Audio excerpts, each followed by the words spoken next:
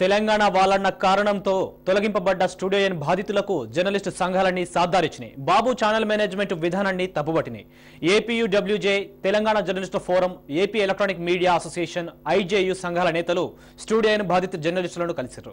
బాధితుల పట్ల చంద్రబాబు తీరుపై ఐజేఏ సెక్రటరీ జనరల్ శ్రీనివాసరెడ్డి మండిపడ్డారు.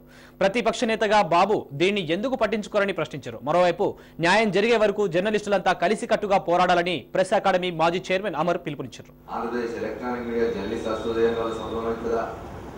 తెలంగాణ జర్నలిస్ట్ ఫోరం చొరవ వల్ల ఇది సఫలమవుతుందా అనే విషయాలు మనకు అనవసరం. ఒక 70 కుటుంబాలు రోడ్డు మీద పడ్డాయి అన్యాయంగా, హఠాత్తుగా.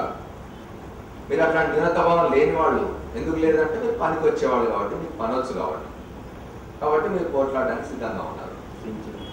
70 మందిని తీసేస్తే మీ చలన మీద ఒక రాజకీయ పార్టీ నేతగా, ఒక ప్రతిపక్ష నాయకుడిగా నీ చలనం ఏంటి? నీకు సంబంధం లేదు. ఇది వ్యాపారం, కొడుకు వ్యాపారం, కొడుకు, తండ్రి వ్యాపారం, తండ్రి. నువ్వు రాజకీయ నాయకుడివి. అలాగే ఊరుకుంటావా? ఎవరో డబ్బులు కొన్నారట, ఎవరో డబ్బులు పెట్టారు, నీకెందుకు? అసలు